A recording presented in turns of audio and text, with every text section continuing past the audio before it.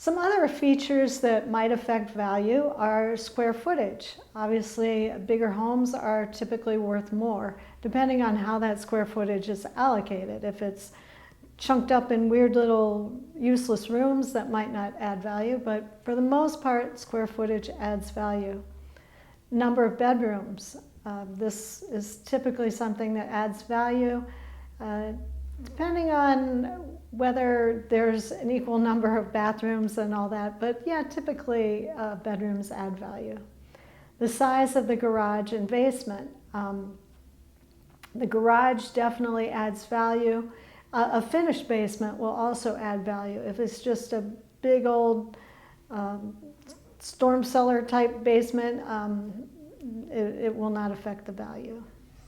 A family room, people love that extra living space on the main floor, so typically that will add value to the home. Style and curb appeal. Curb appeal is a great thing that sells homes more quickly, may not add value, but it will attract more and maybe better buyers to the home. Style is a very personal question and often depends on how somebody grew up. If they grew up in a two-story, they're going to be attracted to two stories. So that really doesn't affect the value one way or the other. I will say that trends matter.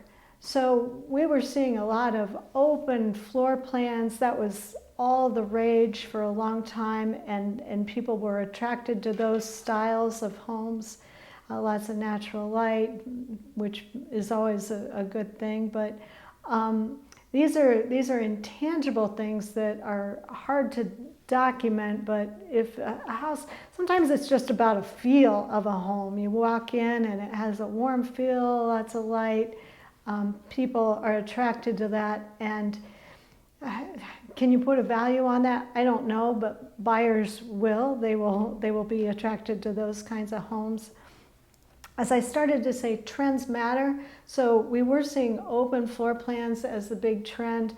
COVID came along, and all of a sudden people were kind of stuck in their house, and they decided they didn't want to all be in the same room. So we saw people wanting to have a separate office space, a separate play area, a separate TV area, that kind of thing. So kind of keep your eye on that, and that might help you with doing a CMA and assigning value to those things.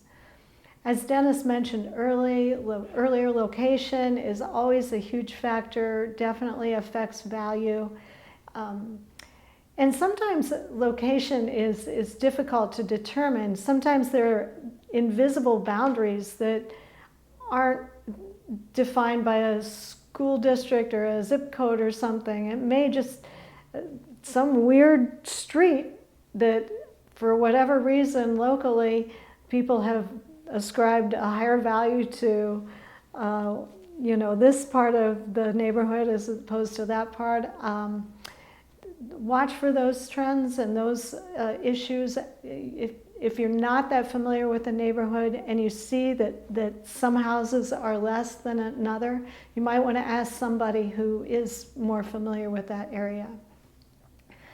Style, again, that's kind of in the eye of the beholder. We talked about that, and I talked about everything else on that slide. So let's go on to talk about what to look for in an area. So we've talked about location, location, location being the most important factor in determining a property's value. What are some of the things that make a location ideal?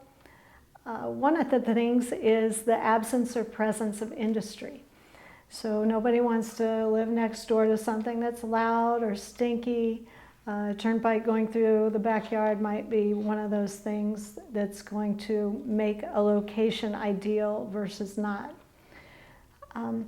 Neighborhoods often determine the value more so than the home. So you may have a beautiful home that's in the midst of a bunch of other like weird little houses, and that home is not going to have the same desirability as if it was in a neighborhood with other homes that were similar in their style and appearance.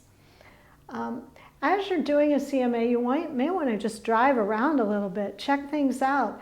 Is the neighborhood well kept? Are there cars on the front lawn, or a bunch of toys? Are, you know, the shutters falling down? I mean, is this a neighborhood that looks like it's full of homeowners who have taken pride in the area? Or is it maybe primarily a rental area, and some of those landlords aren't the best? So that will determine the desirability of a location as well.